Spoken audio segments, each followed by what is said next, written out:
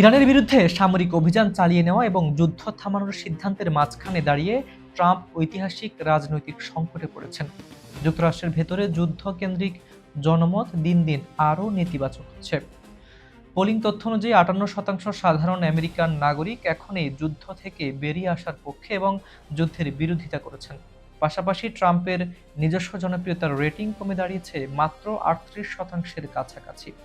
যুদ্ধের স্থায়িত্ব বৃদ্ধির সাথে সাথে জ্বালানির মূল্য বৃদ্ধি, অর্থনৈতিক চাপ ও রাজনৈতিক অসন্তোষ বাড়তে থাকায় সাধারণ আমেরিকান ভোটারদের যুদ্ধের ময়দান থেকে সরিয়ে আনার দাবি জোরালো হচ্ছে।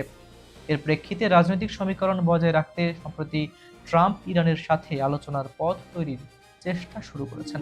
ট্রাম্পের সবচেয়ে শক্তিশালী ও অনুগত সমর্থকদের একটি গুরুত্বপূর্ণ অংশ হলো খ্রিস্টিয়ান জায়নিস্ট গোষ্ঠী এবং তাদের প্রভাবশালী সংগঠন খ্রিস্টিয়ানস ইউনাইটেড ফর ইসরায়েল।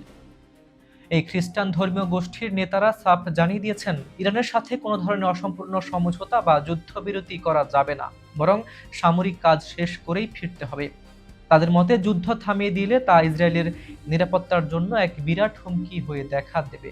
এর ফলে ট্রাম্প যদি আলোচনার মাধ্যমে যুদ্ধ শেষ করতে চান, তবে অত্যন্ত অনুগত এই সমর্থক গোষ্ঠী তীব্র অসন্তুষ্ট হতে পারে। ইরানের বিরুদ্ধে সামরিক অভিযান যুদ্ধক্ষেত্রে শুরু হলেও এখন তার শেষ টানতে ট্রাম্পকে পড়তে হচ্ছে চরম রাজনৈতিক সমীকরণের মুখোমুখি। একদিকে অধিকাংশ সাধারণ আমেরিকান নাগরিক ও যুদ্ধবিরোধীদের রাজনৈতিক চাপ, অন্যদিকে নিজের অন্যতম মূল ভোট ব্যাংক ও অনুগত খ্রিস্টান ধর্মীয় সমর্থকদের অবস্থান। কাকে ছেড়ে কাকে সন্তুষ্ট করবেন, আমেরিকান ভোটারদের নাকি নিজের সবচেয়ে অনুগত সমর্থকদের? সে উত্তর খোঁজাই এখন ডোনাল্ড ট্রাম্পের জন্য সবচেয়ে বড় রাজনৈতিক চ্যালেঞ্জ। আজ এ পর্যন্তই। ভালো থাকুন, সুস্থ থাকুন। আল্লাহ হাফিজ।